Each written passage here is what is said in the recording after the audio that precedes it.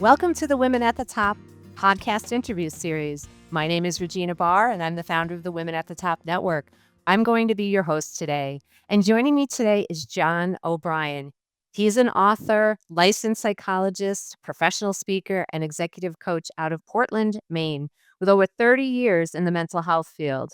He is the founder of two successful businesses and has held leadership positions in many professional organizations.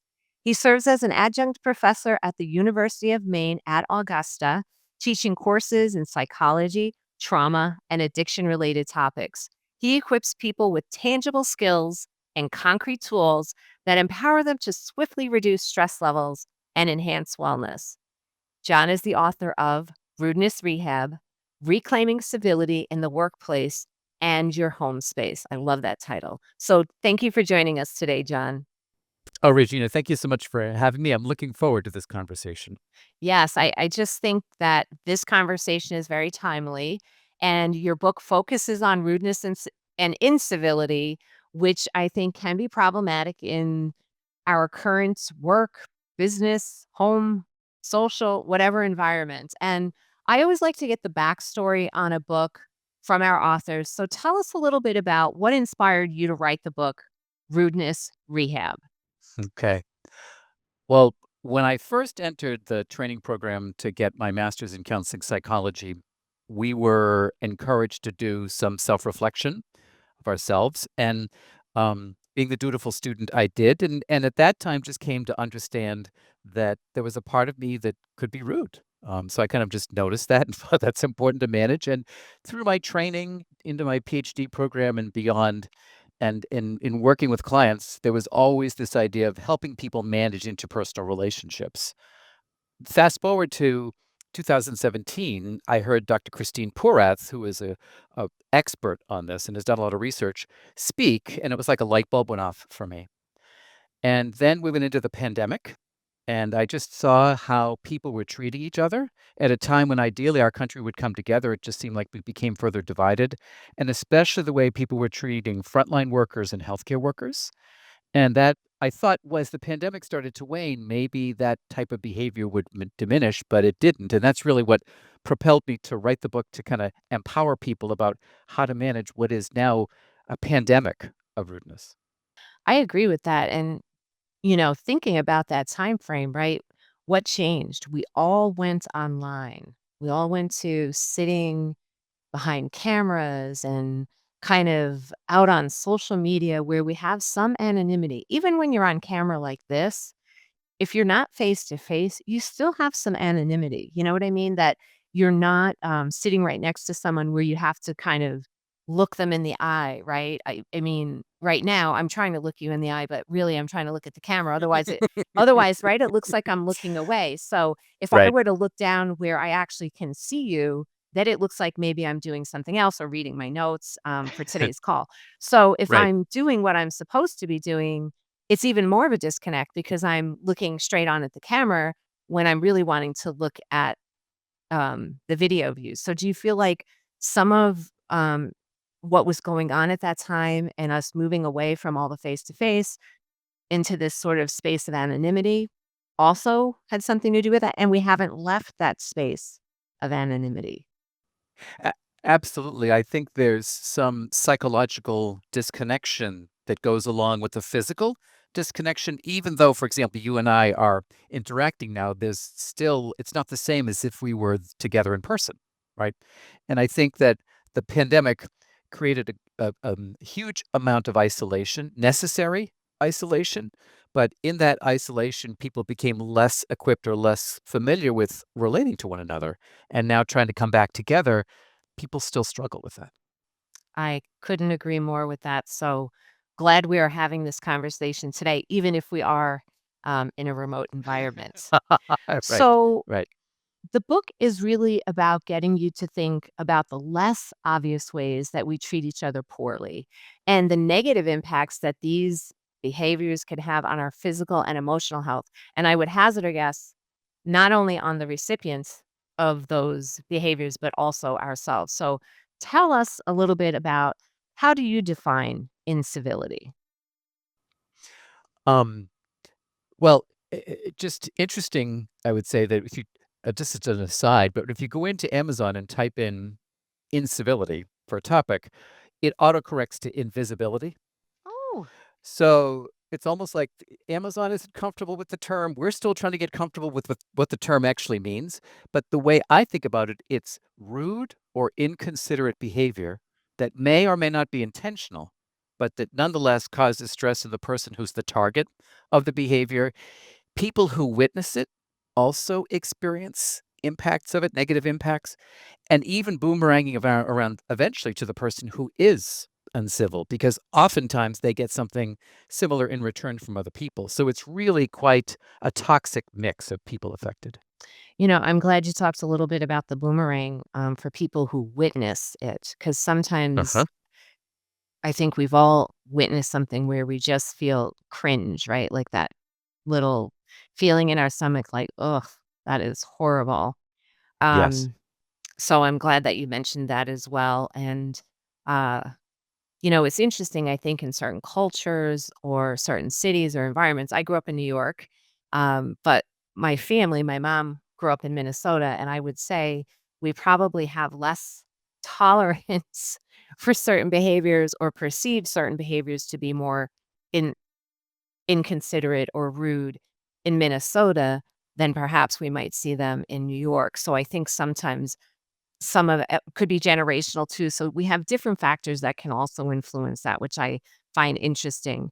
But what I would like to talk about, unfortunately, is how hate and division have become much more prevalent in our society, and unless you're living in a closet, all you have to do is turn on the TV or jump onto social media for one half of a second. I wanna go out and see my DIY stuff, and then all of a sudden something will come up in my feed, and I'm like, "Whoa." I'm like, "I just wanted to see how to, redo a wreath or something," and then it's something completely out there. So, um, this hate and division is having a huge impact carried over into the work environment. So tell us, how does it, this rudeness and incivility play out in the workplace? What's the impact there? Well, I would say by introduction, when Christine Porath first examined people in the workplace in 2005, she asked people about experiencing incivility in their workplace. At that point, about 50% of people, half, said they had experienced incivility at least once in the last month. When she repeated that research in 2022, a few years ago, that number was 76%. And the people of the people who were experiencing incivility, 70%, over two-thirds, said they were seeing 3 or more incidents in their work environment every month. So in other words, it's very prevalent for people. They're seeing it much more. And I call it a pandemic because it is very much like an infection that gets passed around very quickly. Um, if one person engages in incivility, that can kind of spread and impact other people. And if it's not well managed in the work environment, it can create a real toxic work culture, which leads employees and peers to feel demotivated, disconnected, and therefore to see a decline in their productivity, and which then leads to diminished profits for the business. And even ultimately, I've seen instances where it's led to the demise of a business. That's the business impact, and then for individuals, there certainly are the effects that we see of stress, you know, physical effects like, headaches and stomach aches and greater likelihood of illnesses, and sometimes building up to even more serious illness. So there's an effect for the business and the individual. So we all need to be thinking about it. I can tell you, I know there have been times, and I try really hard, and I suspect you do too. Like we're kind of with the coaching work and sort of the profession that we're in. Um, I try to model good behavior. I put a lot of pressure on myself to do that.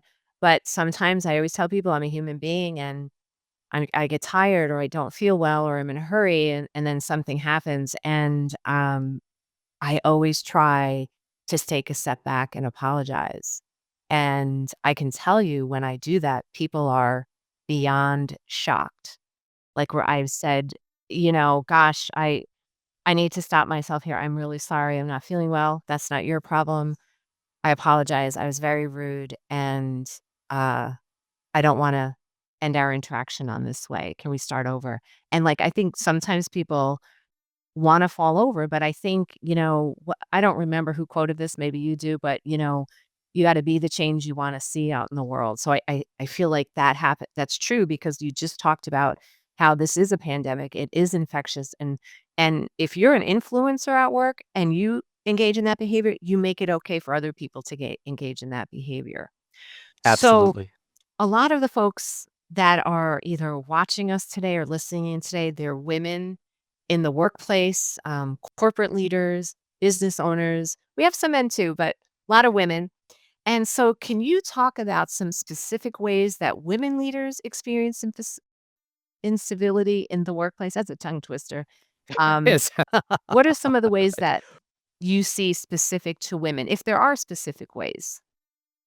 Oh, there are. I mean, just to state the obvious that I'm not a woman, so I don't know exactly what women's experiences are, and I'm always a little shaky on, like, generalizing for what, all women are all men, but I do have some thoughts about with the women leaders I have worked with, some of the things that they have seen. One is interrupting, that more often in meetings, I think women leaders find that, men are more than happy to sort of hop in and, take the floor in terms of speaking, and that it's harder for them to get a word in, but also even when they do, that other people cut them off, and they have to figure out whether do I continue to push forward and say I wasn't finished, and the struggle about how to manage that. So that's one thing. I think also assumptions that people can make about, um, either that the experience of men and women or other people who have diverse backgrounds, like, everybody's experience is the same, and not understanding that there are differences of experience, um, or, assuming that someone needs something explained to them. I think the term mansplaining, I don't like that I was term, but just it's gonna say, we women don't like to be mansplained. exactly right. No, absolutely. And guess what? Men don't like to be mansplained either. So we're many men. Um, I think the other thing is sometimes colleagues will make inappropriate or sexist comments and not realize that. So I'm thinking of one um, female leader I worked with who was up for promotion and she didn't get it. And when she asked her boss why she didn't get it, her boss said, um, well, I figured since you're a mother, you would want to be focusing more on your family. Oof. Now, what I will say of interest is, in fact, the boss was a woman. It doesn't matter. You don't say things like that. I would hope at this stage of my career and the work that I've done, I would hope people would not think those things, but there you have it, right? Well, they do, and so she was able to, sort of have a further conversation about that. She ultimately had to leave that organization, but right, so those are the ways that I think about that are women specific that, I'm sure there are more, but those are some examples.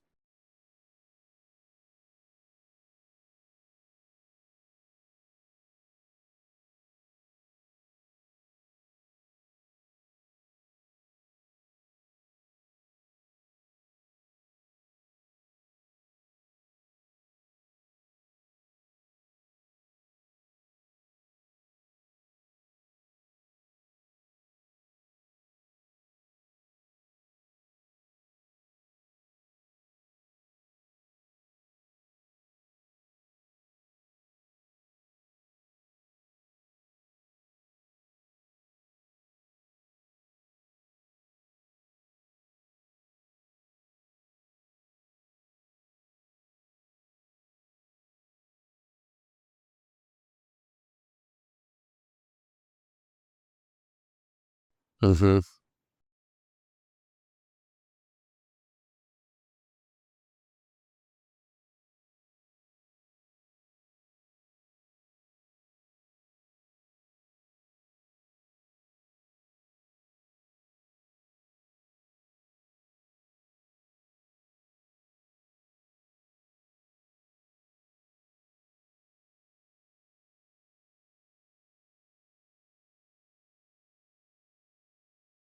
Mhm. Mhm. Right.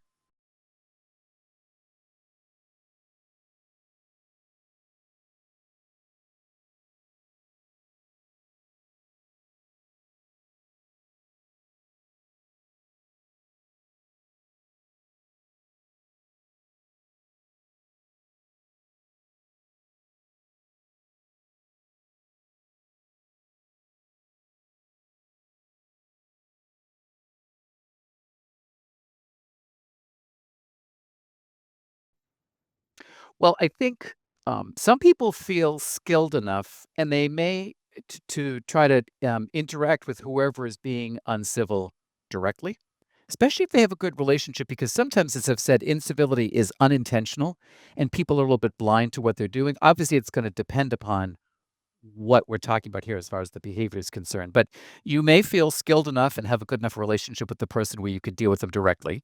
Um, I think, that thinking about what level you are in the organization matters, and who are your allies. What kind of relationship do you have with your boss? And do you have a good enough relationship where you can speak to your boss and kind of get help thinking about how to manage this work relationship um, without it necessarily then appearing in your performance review Yes. Hmm. down the road as like has difficulty interacting with colleagues or something. Yeah. So you have to trust that you have a good working relationship with your boss. Sometimes people can get a great deal of help from HR, and I have friends who work in HR, so that could be true. At the same time, I've also known people who've gone to HR Yes. and felt as if HR wasn't confidential, quite frankly. I'm glad you said that because that's an important conversation. You have to get the layout of the land in your organization. Mhm. Yes, absolutely, and know kind of who are your allies, who can you rely on, who can you have confidential conversations with. The other thing is sort of I was alluding to it earlier, but who is the source of the incivility?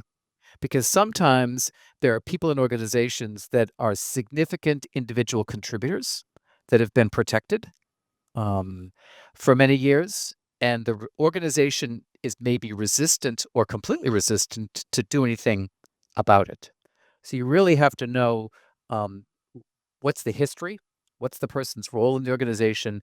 Sometimes people can speak to a mentor. Sometimes people actually want to hire a coach around interpersonal things and figuring these things out. So there's lots of different ways to go about it. It just depends on what the situation is and what the individual feels like is going to be They most can do. beneficial. I'm Right. I'm glad you alluded to it depends on the relationships because very often we want to address the incivility, but we also need to preserve the relationships. And that's just the reality. I mean, well, I would hope you would want to preserve relationships socially or, out in other areas of the community in which you live and work, whatever. But especially at work, right? Where you're spending a lot of Yes. time and people have control over your performance review and ultimately your success in that organization. But the thing I also wanted to that you were kind of touching on was the power differential. You really have to be astute and have some acumen around that, and it's really about being aware. I'm trying to think of situational awareness. Couldn't think of the word of your organization, the individual relationship, and so you kind of have to drill down into some of that. But having said all of that, um, I would love to know, given we're talking about women and we alluded to some of the things that types of incivility that women may experience, what are some things that they can do or try to counterbalance that rudeness or incivility in the workplace? Well, you know, I I teach people lots of skills, but as a summary statement, you may remember in the Wonder Woman comics that when she was fighting off someone, bam, right, was one of the things. Bam. So BAM is actually an acronym I use with people. So it's breathing, active listening, and mindfulness. So don't forget the power of your breath. There's lots of material out there on centering yourself with abdominal breathing. Um, that there's work of Andrew Huberman around something called the stacked physiological sigh. I recommend that highly. Check that out. So that's the breathing part. Active listening, obviously, is about rather than responding to someone with your thoughts on it, you're saying things or doing things to reflect back to people what they have said. And sometimes, if you reflect back, people realize that they've been rude or uncivil. So sometimes if you do that, you just say, "So you mean that, are you saying I'm not up to the task?" Or something like that. And that by reflecting back, "Well, I didn't mean that at all." Or it gives people that mirror that they sometimes need. And then mindfulness. There's lots of different material out there about mindfulness. I'd encourage people to check out material on the 4-step mindfulness, people are welcome to go to my website on activatesuccess.org. I have a little video on the four-step mindfulness, but there's lots of material out there. It's about basically centering yourself and being planful about how you want to respond in a situation. So when faced with incivility, bam. Bam. I did the do you remember the I saw that. yes. So, I was chuckling when you were talking about, the stacked breathing. I'm assuming it's not this. 'Cause, like, I always try to tell people, like, poker face, your reaction, and so I do like some of your very practical and tactical tips, and, Yeah. I'll see if we can't maybe, drop your four-step mindfulness process into the show notes or, have a link out there so people can go to your website and see that. So, I wanna shift a little bit to about a topic that I think has gained more prominence over the last several years. I think really coming out of COVID or when we got into COVID because people were so isolated, and that's, your book talks about mental health-based approaches in dealing with rudeness and incivility, and obviously, you're a licensed psychologist, and I do think it's important that, we talk a little bit about mental health. Now, obviously, here it's very big picture, but sometimes there can be mental health challenges in the workplace, and I'm glad for people that it's coming out more in the open. So I just like to do Yes. that little PSA, and then from a more practical and tactical standpoint, what are some of the skills or tools that our viewers or listeners um, can use when it comes to taking a more mental health approach? Do you mean to incivility or do you mean to stress in the workplace in general or? Rudeness and incivility. But if Okay. you Okay. prefer to tie in a little bit of stress because let's face it, right? When are we more inclined to be uncivil to someone or rude to someone? It's when we're under stress. When everything is hunky dory, we're less likely to be that way. I always joke around, gosh, my day is so organized, things are going so smoothly. Oh God, it's gonna be a great day. And then I joke around and say, and then I got out of bed and it was like, "Oh my gosh, what happened?" Right? Right. So Yes. it's Yes. not when things are going smoothly. It is what typically when we're more inclined. Now there are some people who are just rude because they're rude people, but most people Yes. it's they're under some duress or stress or other things are going on. So that's what I'm kind of focusing on. Gotcha. Okay. Yes, and as you said, few people, like, before they get out of bed in the morning, they think, "How many people can I irritate today?" It's that's not their maybe a few, but, well, in terms of your question, I would certainly suggest those skills around BAM, breathing and active listening and mindfulness, but I think one of the more effective tools sort of begins with ourselves and making sure that we are as balanced as we can be. We can't always be completely balanced, but making sure that you're doing things for yourself, like exercising regularly, and balancing nutrition, working to get enough sleep. We as a culture, I think, are not good at any of those things. We tend to not eat healthy. We don't get enough exercise in terms of the guidelines, and we don't sleep enough. So many people are sleep deprived because of numerous stresses and children and parents and finances and all that. So figuring out what are the things we need to do to help keep ourselves balanced because being able to manage incivility in the world really begins with ourselves. So I have to tell you, I appreciate that you're using the term balanced because a lot of times I hear people say boundaries, and I found I relocated my mom from New York, and that's created some additional stressors on me, and she's not driving any longer, and I found that people were always saying, "Well, you have to have some boundaries. You have to have some boundaries." I don't really wanna have a lot of that sounds so negative to me, boundaries with my mom, who I love to death. But I like the word balance, and that's what I started talking with my mom. We gotta find some balance of how we're gonna work together, and, how often I'm gonna come over, and let's be a little more planful about our time together because I don't want our time just to be, I'm taking you shopping to run and to 3 stores and get your stuff, and then we spend no quality time together. So I really, appreciate the balance, and I also appreciate getting back to some of the basics. because I think we think we have to do something very grand and big to work through some of these things. And sometimes it's the little things.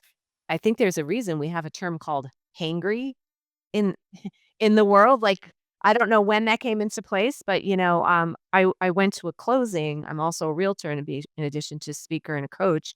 And it was at 11 o'clock. I knew it might go long. I brought protein bars. And I will tell you, every person in that room, because we had some things go wrong and we were there for almost 2 hours, ate one of the protein bars. So, I joked and I said, I don't want any hangry people in the room today. So please, here, have, if you need it, take it, whatever. So, I want to shift our conversation just a little bit. Um, we had started talking about this a little bit earlier, that we work with leaders, people at different levels. Sometimes it could be underlings, peers, senior folks in the workplace. And sometimes we started talking about this power differential, which can add that other element. So, should people respond differently if it's the CEO of the company or some other senior level person, whether it's their boss or not? Or and why? Why should we treat other people with the kid gloves, if you will? Well, I think of, in this instance, 3 Ps. So it's position, power, and politics. So understanding, okay, what's the individual's position? Like, what's your role in the organization, and what's the role of the person who is being uncivil?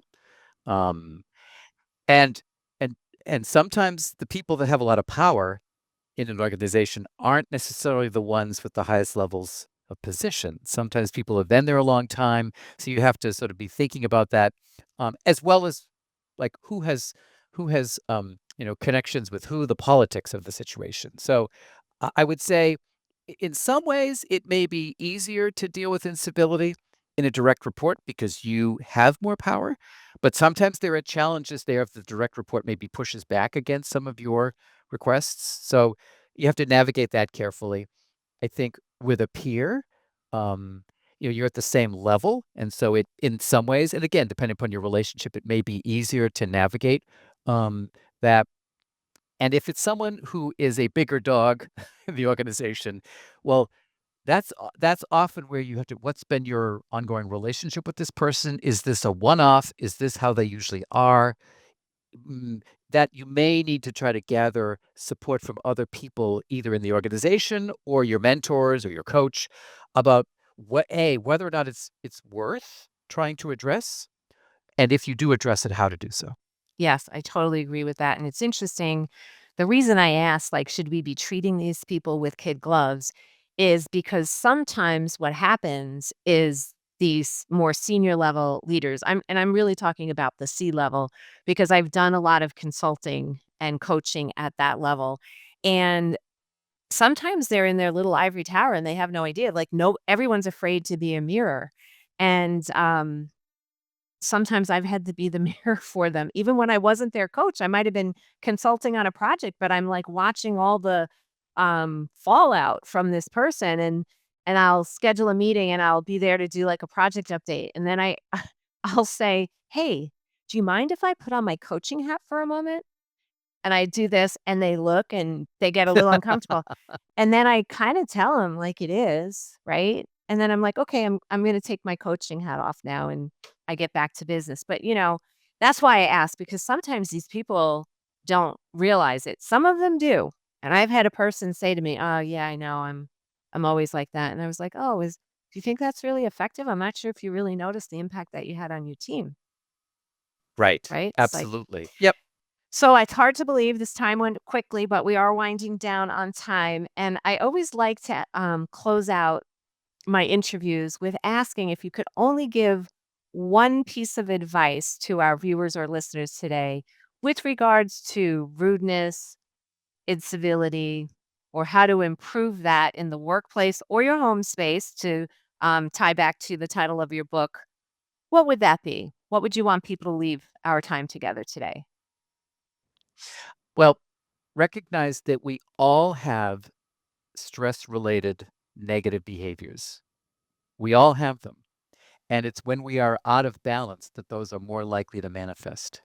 So my advice would be do your best to be in more balance so you're less likely to have those behaviors emerge, but also know what they are so that if you start to see them emerging, you know that you have to step back and do a better job of managing yourself because managing incivility with others begins with managing yourself.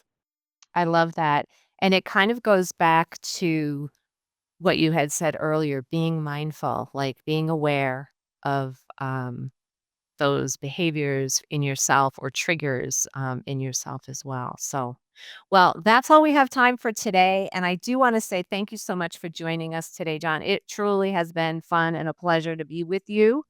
And I also want to say a big thank you to our viewers and listeners for joining us today. See you all next time.